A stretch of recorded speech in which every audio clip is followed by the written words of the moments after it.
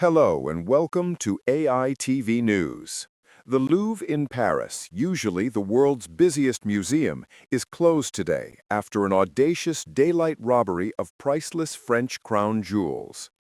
Shortly after the doors opened at 9:30 a.m. on Sunday, a small team of thieves executed a raid that lasted just 7 minutes. Visitors still filing through the glass pyramid were hurried outside as police locked down the complex, turning one of Paris's top tourist sites into a crime scene. The target was the Galerie d'Apollon, a soaring, gilded hall designed in the 1660s for Louis XIV, the Sun King. Today, it houses the crown jewels, dazzling symbols of French power and prestige.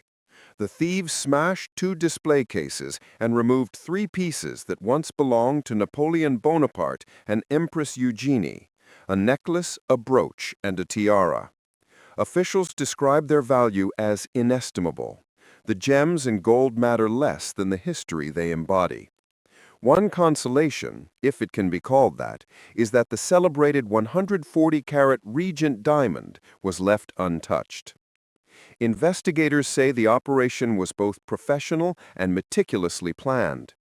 Renovation scaffolding on the Seine-facing side of the Louvre created a weak point. Using a cherry picker or basket lift, 3 or 4 masked intruders reached an upper-story window, then cut through the frame with a disc cutter. Once inside, they headed straight for their targets, smashed the cases, and fled on waiting motorcycles, disappearing into Paris traffic before the first patrol cars arrived. France's Culture Minister Rachida Dati and Interior Minister Laurent Nunez visited the scene within hours, signaling how seriously the government is treating the theft. The Paris prosecutor has opened a major investigation for organized theft and criminal conspiracy, handled by a specialized unit that tracks trafficking in cultural goods. Detectives are now reviewing every second of security footage, mapping the escape route, and interviewing staff.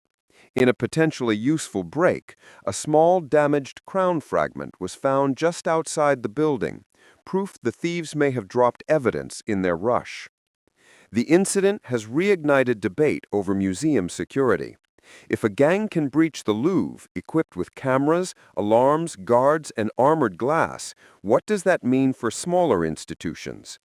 Experts note that construction zones often create blind spots, and determined criminals study them closely.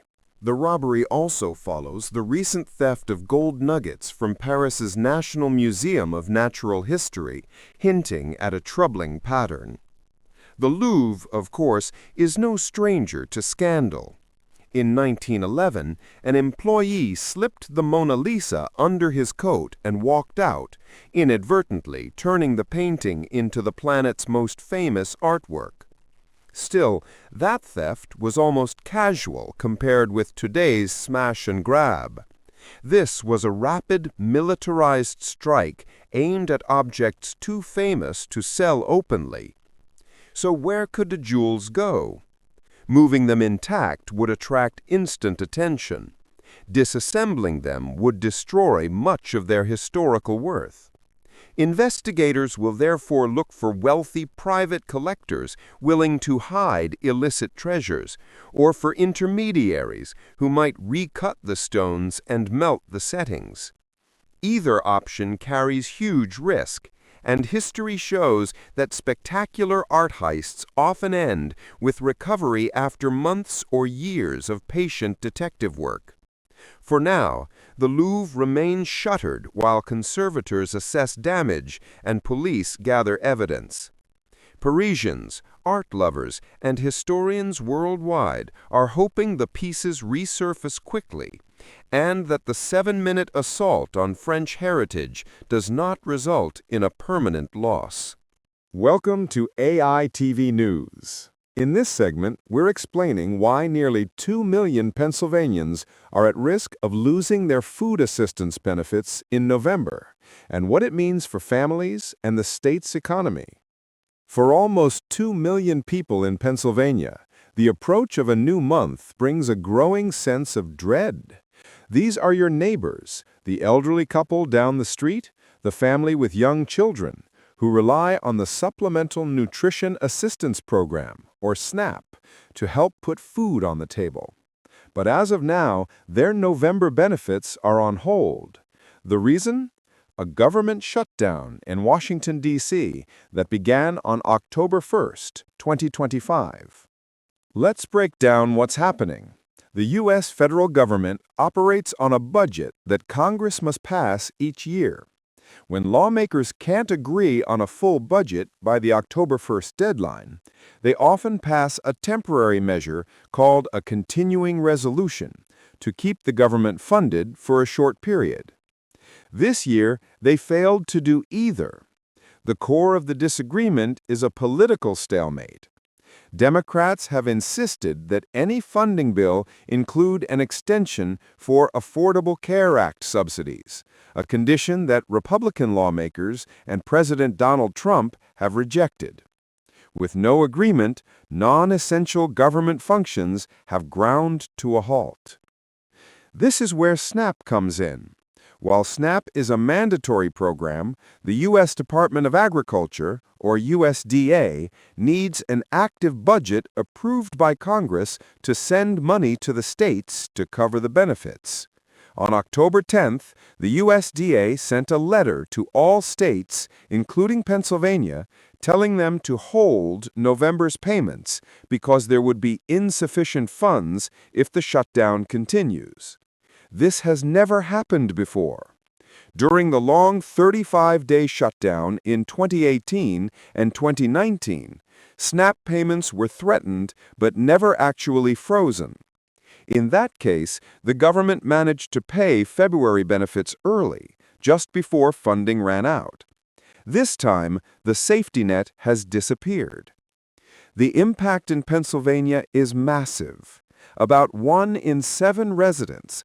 Welcome to AI TV News. In this segment, we're explaining why nearly 2 million Pennsylvanians are at risk of losing their food assistance benefits in November and what it means for families and the state's economy. For almost 2 million people in Pennsylvania, the approach of a new month brings a growing sense of dread. These are your neighbors, the elderly couple down the street, the family with young children who rely on the Supplemental Nutrition Assistance Program, or SNAP, to help put food on the table. But as of now, their November benefits are on hold. The reason? A government shutdown in Washington, D.C. that began on October 1st, 2025. Let's break down what's happening.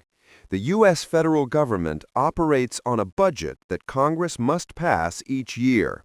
When lawmakers can't agree on a full budget by the October 1st deadline, they often pass a temporary measure called a continuing resolution to keep the government funded for a short period.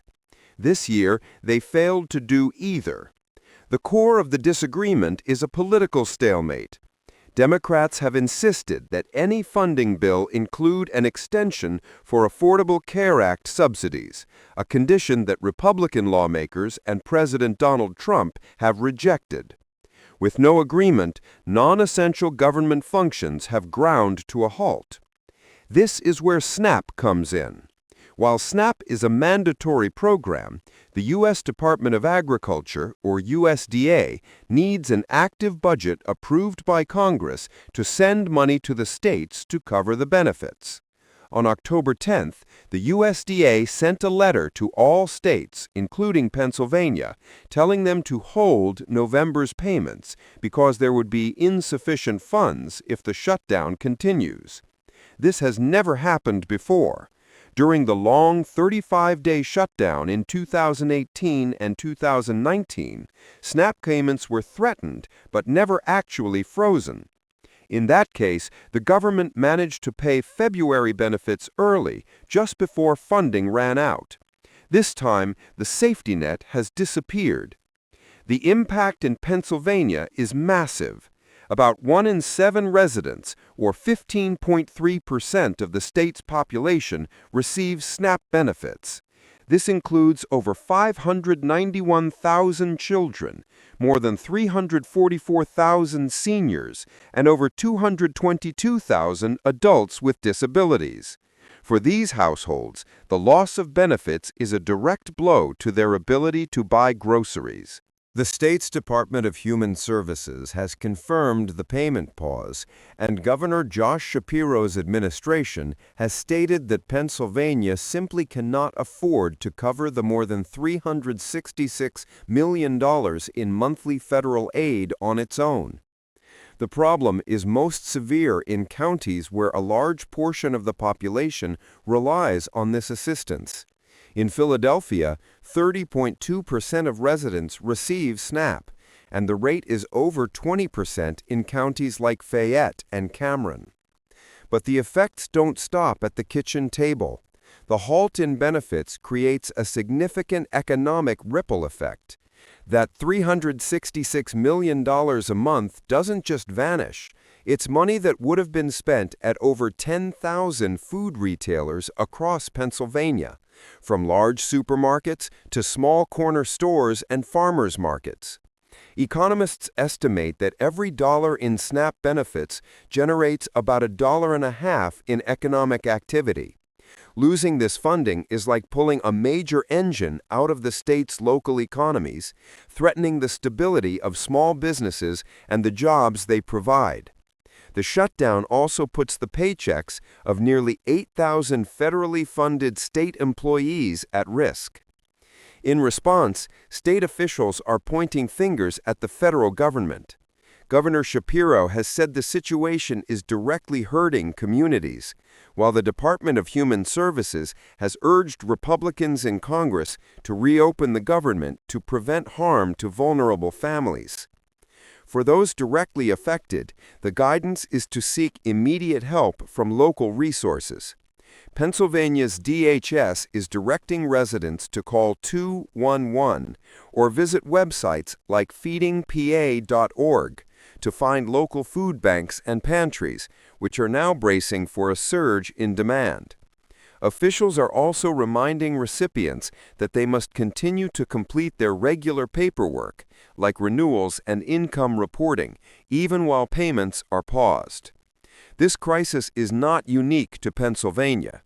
Across the country, about 42 million Americans are in the same precarious position, with states like Colorado and Texas issuing similar warnings about November benefits. The situation highlights how a political dispute in the halls of Congress can have profound and immediate consequences for millions of Americans who rely on the basic functions of government for their survival. Until a funding deal is reached, families across Pennsylvania and the nation will be left waiting and wondering how they will fill their grocery carts next month. Welcome to AI TV News. In the world of video games, hype and ambition can lead to legendary success or spectacular failure. Tonight, we're looking at the story of MindsEye and how a grand vision from the former boss of Grand Theft Auto became what some are calling a £200 million flop. He was one of the key minds behind a cultural phenomenon. Leslie Benzies, the former president of Rockstar North, was an instrumental figure in the creation of every Grand Theft Auto game, from the revolutionary GTA 3 to the global blockbuster GTA 5. He also helped produce other acclaimed titles like Red Dead Redemption. After leaving Rockstar in 2016, he founded a new studio in Scotland called Build a Rocket Boy, and the industry was watching. The vision was immense. Benzies and his new company weren't just making a game, they were building a universe. The first piece was to be MindsEye, a single-player, story-driven action game set in the futuristic desert city of Red Rock. But this was just the beginning. MindsEye was designed to be a gateway to a much larger platform called Everywhere, which would give players powerful tools to create their own high-quality game content. MindsEye spoke of a 10-year plan to build out this ambitious world. To fund this dream, Build a Rocket Boy raised huge sums of money. The most recent public funding round in January 2024 brought in over $110 million, led by Redbird Capital Partners. The total funding publicly disclosed reached over $150 million. The £200 million figure often cited in headlines likely refers to a combination of this investment, the company's valuation, and the project's total budget. But when MindsEye launched on June 10, 2025, the grand vision collided with a harsh reality. The game was a critical disaster.